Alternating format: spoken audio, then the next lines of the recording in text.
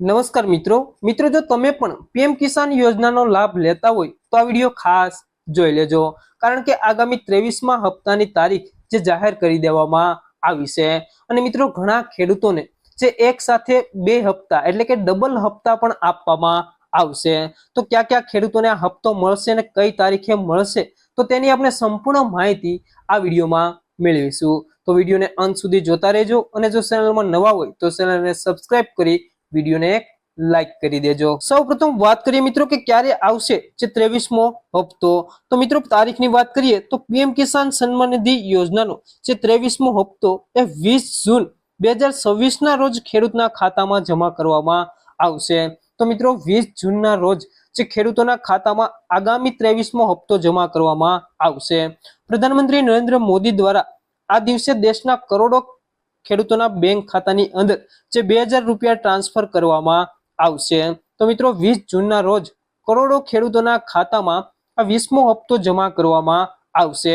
ત્યારબાદ મિત્રો વાત કરીએ કે તમારા ખાતામાં કોઈ પણ અડચણ વગર જે પૈસા આવી જાય તે માટે નીચેની બાબતોનું ખાસ તમારે ધ્યાન રાખવાનું રહેશે, જેમાં સૌપ્રથમ છે ઈ કેવાયસી ની પ્રક્રિયા। જો તમે હજુ સુધી ઈ કેવાયસી પૂર્ણ નથી કર્યું તો તુરંત જ પીએમ કિસાનની સત્તાવાર વેબસાઇટ જઈ અથવા તો નજીકના સીએસસી સેન્ટર પર જઈને તમારે ઈ કેવાયસી પૂર્ણ કરાવવું અનિવાર્ય છે।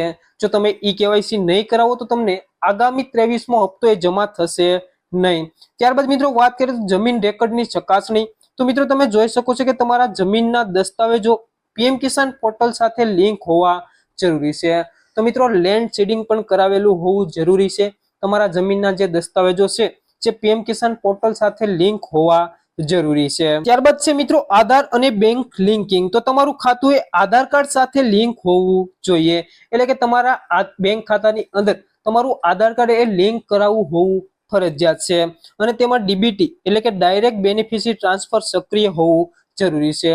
જો તમારા બેંકની અંદર ડીબીટી નો ઓપ્શન પણ જો સક્રિય નહીં હોય તો પણ તમારા ખાતામાં આગામી 23મો હપ્તો જમા થશે નહીં, અને જો આમાંથી કોઈ પણ પ્રક્રિયા બાકી હશે તો તમારો 23મો હપ્તો અટકી શકે છે। ત્યારબાદ મિત્રો વાત કરીએ તો ઘણા ખેડૂતોને જે પાછળનો 22મો હપ્તો પણ બાકી હશે તો એમના વિશે વાત કરીએ તો પીએમ કિસાન યોજના હેઠળ જે ખેડૂતોને અગાઉનો કોઈ પણ હપ્તો ન મળ્યો હોય અથવા તો ઈ કેવાયસી માં વિલંબ થયો હોય તો એવા પાત્ર ખેડૂતોને 2000 રૂપિયાને બદલે 4000 રૂપિયા એક સાથે મળશે।